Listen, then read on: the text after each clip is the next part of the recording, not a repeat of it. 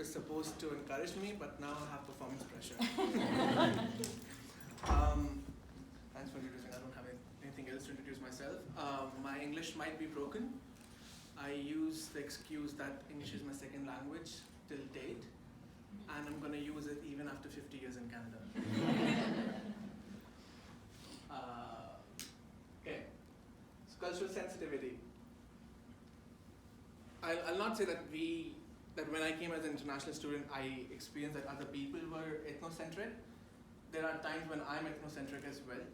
Ethnocentricity is when you impose your values, your cultures, your beliefs onto somebody else. You believe what you think is more important or has more value to what the other person has been doing so far. And I have done that. I didn't just realize it. So for example, we Indians eat rice with spoon. I saw my Japanese, my Chinese friends, they were eating with chopsticks. I was like, why won't you eat it normally in a more convenient way with a spoon? Chopstick is everything. I know. I know. I came here, I saw Canadians eating it with fork. I'm like, it slips down the fork. Why not use a spoon? It is difficult. But then I was like, okay, this is how they were raised. This is how their mind is programmed.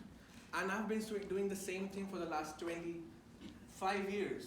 And it will not easily change. I went out with my friends, my Chinese, Japanese, Korean friends for the first time to a sushi restaurant because sushi is not famous in India because we do not like raw meat. I am weird. I like it. And I like winters too. I am weird. I went to a sushi place, never had a chopstick in my life, tried, slipped down every single time. I started with a kid's chopstick, the rubber band one. It was difficult to ask because everybody was 27, 28-year-olds, 24-year-old, not knowing how to use a chopstick. And then there was a pretty girl right next to my table. It was very embarrassing. But now I prefer sushi over Indian food. And now I'm a pro. I can pick up kidney beans with chopstick. So it's good. Not as fast as you. So we should not be ethnocentric because how we move, how we do things, how we deal with stuff is totally different, but the end process is same. How we eat rice, that might be different, but end process, digestion is same. How we walk might be different, but we are walking. And I'll tell you the walking thing. Assumptions. I came here, I assumed everybody is same, we breathe same, mind same, everything same. 2 ears, one nose, two eyes, 2 arms, 2 legs, everything should be same. But I came here, very first day in Georgian, I was walking towards C building, the staircase, bumped into one person. I'm like, okay. 10 minutes later, bumped into another person. I'm like, stupid Canadians do not know how to walk. By the end of the day, around 12:30, I was leaving college. I bumped into another person. I'm like, what the hell? They do not know how to walk. Took me 3 people to realize, and a lot of bumps, that I was the stupid one. We drive on the left side. So I was walking on the left. You guys drive on the right side. You were fine. But this was a minute thing I didn't realize. So things like this, we just assume that it has to be same, but it's not. Language is another thing. We assume that other person has to say or has to speak a perfect English.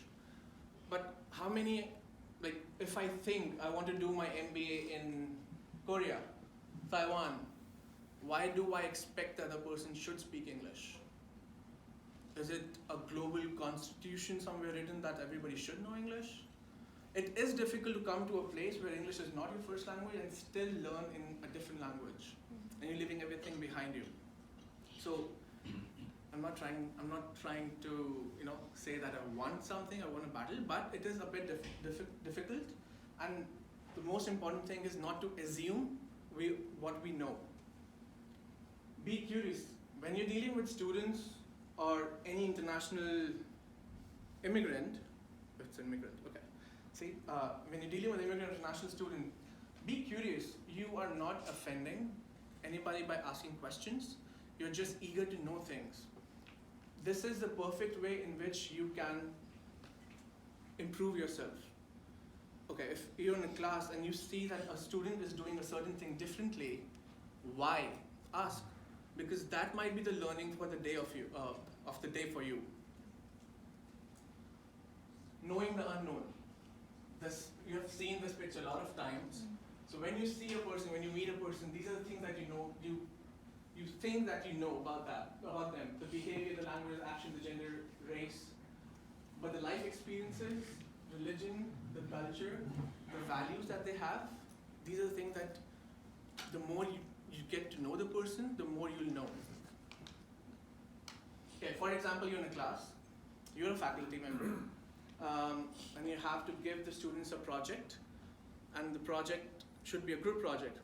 One of the students is Canadian, okay, 2 Canadians, 2 from Japan, 2 from Latin America. Now when they're doing the group project, you see the first one, that's how Canadians are. First speaks, ends, second speaks, ends, then the first speaks again. Third, the lowest one, Latin America. First person speaks even before ending, the second one starts. Second one is speaking even before ending, the first person starts again. That's a connection that they have. Same connection, but different way is the second one, Japan. The first person speaks, there's a silence, which you think is an awkward silence. But for them, if you are able to process what the other person is going to speak next, is respect for them. So when all of them are working together in a group, first and third, Canadians and Latin American, will be very much involved in the project. They'll be speaking a lot, they'll be engaging a lot, but the Japanese student would not get a chance to, get involved. And for him or her, that's a matter of self-respect. That's a matter that you are disrespecting them. But these two will think that the other person, the Japanese student, is not engaging, is not giving anything to the project. So they would come to the faculty, they would say, he or she did not give any time or any inputs to the project, so we do not want him or her to be marked, the same that we do. It's better that we as faculty and staff members know that what is the reason, if we have to tell the domestic student or the Latin American student, why is the reason behind it, so that they know better. The ideal point. There's always a war, there's always an argument, always a debate. What is the ideal point? Who should come in how much to reach that ideal point in which even the faculty staff members and the students are happy? We give diversity training to the staff members, to the faculty members to come towards student. And then we expect an ideal point will be reached. No. You are getting the leverage of getting to know the culture. Even though you do not get the diversity training, for example, you do not get the diversity training, you have been in the college for 5 years, 10 years, you've taught the same class, you have gone through the same culture, now you know the culture. But the new batch, the new intake of students that you're going to have, they're completely new. They won't know how to deal with Canadians. They don't know how to deal with other 84 countries that the students are coming from. So the ideal point is when they get to know the first day, second day, the first week, they get to know about their classmates. What is the culture? You tell them, or get some help from the other staff members that you think have dealt with the situation. But they have the complete right to know the culture before adjusting. The gap, make it a global class.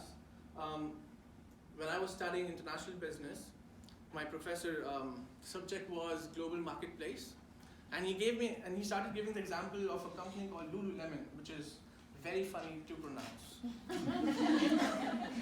It is very funny, Lululemon. What the hell that means? He gave big theory about that, and then in the end, I didn't know the company, but he assumed that everybody should know it. we don't know what Lululemon is. It's a funny name to us. Trust me, I was paying 100% attention. 10 minutes after the class started and he started giving me the example of Lululemon, then I got to know he's talking about a company, not a name. It took me a while. The best part, he asked for feedback. He asked, is there anything that you want to be changed in the curriculum or in the way I'm teaching? I told him, is it possible to make the examples global? Because what's happening in Canada, I would love to know, but you have to share that first, because I don't know. It's an international business class. I have students from other regions as well. I want to know what's happening around the globe. That's why I traveled 11,637 kilometers. I learned that this morning. My group, my friend circle, like I had an option. Again, it depends. Every person is different. When it comes to assumption, for example, you dealt with a student from Mexico, okay? How he behaves or she behaves could be totally different from the other person from Mexico, because different culture, from which part of Mexico he or she is, personality traits and how she was brought up will make a person totally different, even though it's from the same country. So never assume or never make a judgment about, okay, Mexico is always like this, a Mexican student will look like this, or will behave like this, Japanese student will behave like this. No. Every single time is step one. You'll never reach the last step. Semester end, yes. Special attention not to students, but only to small things. Do not pay special attention to international students. In that way, you are kind of offending domestic students. You don't want to pay special attention. But small things. So my housemate, he's from Iran. And this is his first semester. And I was just talking to him in like one evening, and I asked him, how was your day? He said, I didn't understand anything. I'm like, how's that possible? Not anything. He said, professor was speaking so fast, I could not understand anything. His IELTS was perfect. We talk in English, his English is perfect. But there are things we don't realize. When I start speaking in my own language, I won't know that I'm speaking fast, because that is a comfort zone to me. And I want to be in my comfort zone. And I don't realize that. But even though the other person's English is fine, he or she is not able to understand that. So small things like that make a big difference. Be selfish. Travel the world through student experiences. What the other student has gone through, or what's happening around the globe, what's happening in the country from where the student is, this is your chance. What's the better way of knowing the globe if it's not through personal experiences? Enrich your global knowledge through them. If you're teaching, I just know business. So if you're teaching finance, how is finance done in other country? Is corruption there? Is there anything called money laundering happening in your country? This is your way of expertise. Okay, help me out. Expertise. But you're doing it. How do you? Experiencing. No. Experiencing or being an expertise in your own subject by going outside of the border. You are an expert of your subject in Canada. You are not in a country where you have students just from Canada, from 85 countries. Do you have the knowledge of all 85 countries?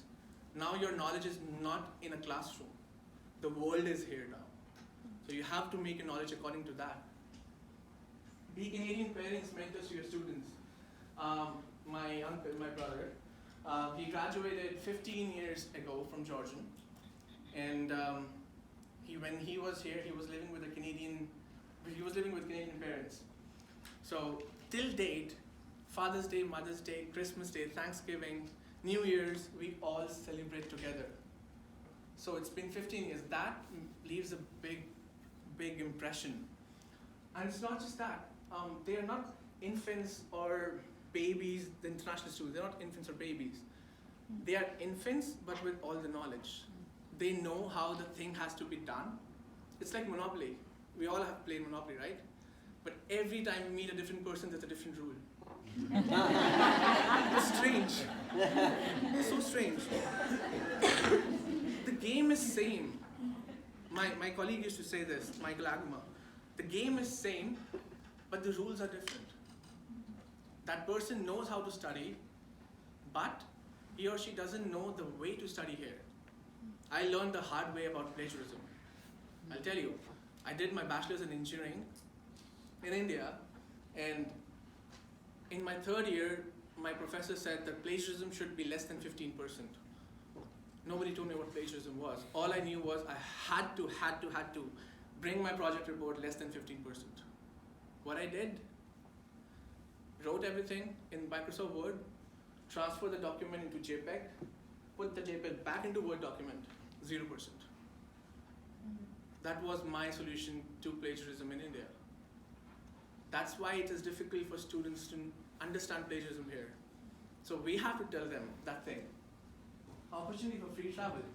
You might know, you might not know, but there are certain countries, certain students, for example, Mexico, India, when we get attached to somebody, we give our soul to the other person. Not even kidding. Not even kidding. If I like somebody, and if somebody helps me in a certain way, and doesn't matter if the help is small or big, doesn't matter. I'll give my life for that person. And free travel is one of that. You want to travel to India? Come to my home. We'll take care of the accommodation, we'll take care of the tourist guide, we'll take care of food, everything. It's a free travel for you. Now imagine, you have 25 students, and out of 25, you have 25 students from 9 countries. Free travel, 9 countries, you don't have to spend a penny. Not a bad deal. Oh, okay.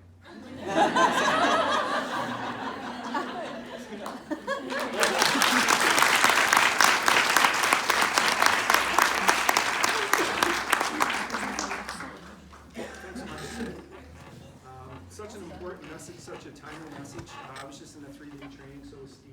Deeper diversity, anyone else take part in that? Yeah, Lori, yeah, a bunch of, and such an important message. I know it was really good at challenging my smugness of thinking, you know, I'm a counselor, I've done this training, I've done that training. I talked about those micro discriminations, microaggressions.